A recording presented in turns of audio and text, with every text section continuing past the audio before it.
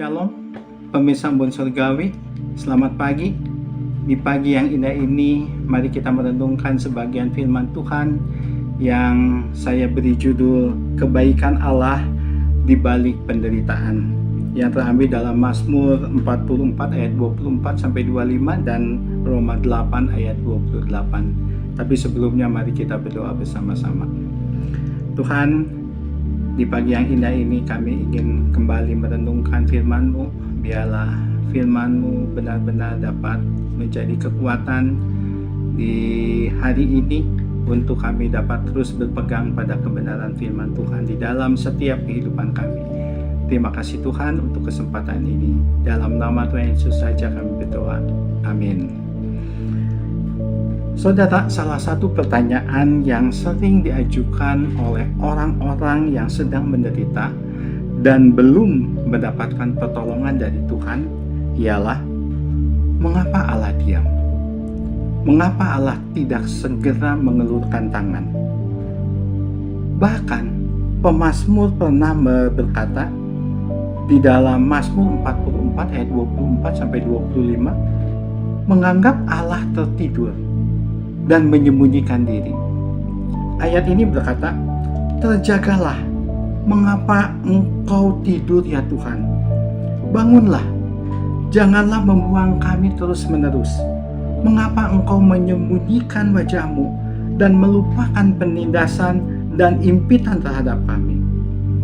Alkitab melalui ayat di atas memang pernah mengatakan tentang Allah yang menyembunyikan diri.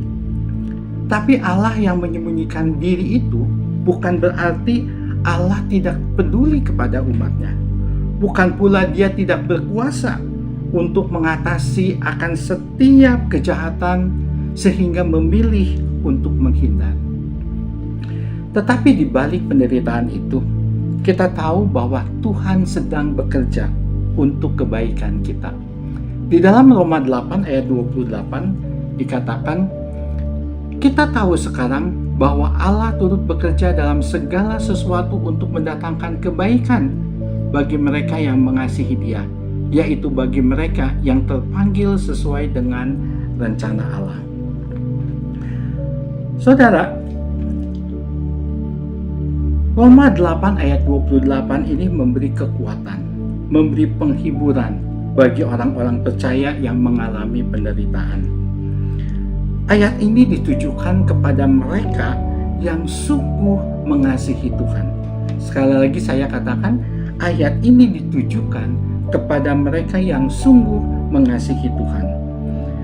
Penderitaan yang dimaksud muncul bukan akibat dosa, tetapi karena Tuhan memang mengizinkan itu terjadi untuk membentuk anak-anaknya sesuai dengan rencananya. Ini menjadi sukacita bagi kita karena penderitaan yang kita alami belum tentu berakhir buruk, melainkan dapat mendatangkan kebaikan. Saudara, di balik penderitaan kita, Tuhan sedang berkarya. Penderitaan dan sukacita merupakan dua sisi koin yang tidak terpisahkan di dalam kehidupan manusia. Di tengah dunia yang penuh dosa ini, tidak ada seorang pun manusia yang dapat menghindar daripada penderitaan. Saudara, apa kebaikan yang dapat diperoleh orang percaya pada saat Tuhan mengizinkan penderitaan itu terjadi dalam hidup kita? Ternyata ada beberapa poin yang kita bisa ambil.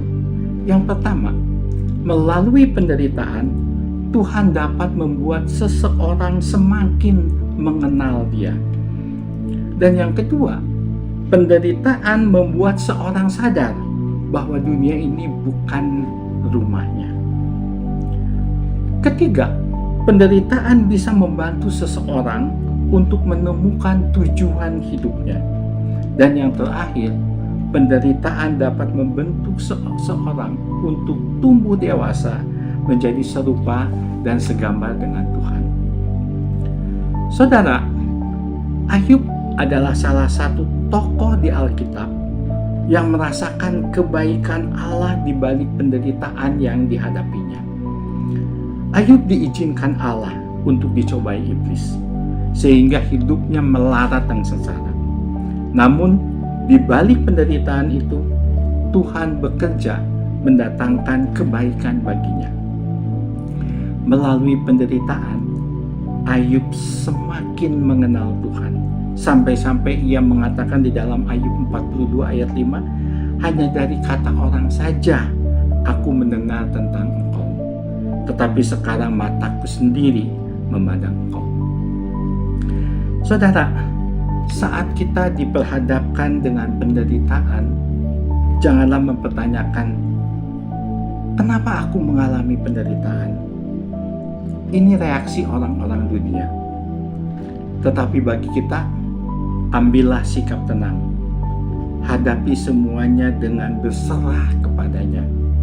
Dan biarkan Tuhan bekerja, memimpin kita di dalam hidup kita melalui penderitaan, dan temukan kebaikan-kebaikan Kristus di dalamnya. Sehingga kita dapat kuat menahan penderitaan. Dan kita yakin bahwa Tuhan bersama kita untuk mendatangkan kebaikan bagi kita semua. Amin.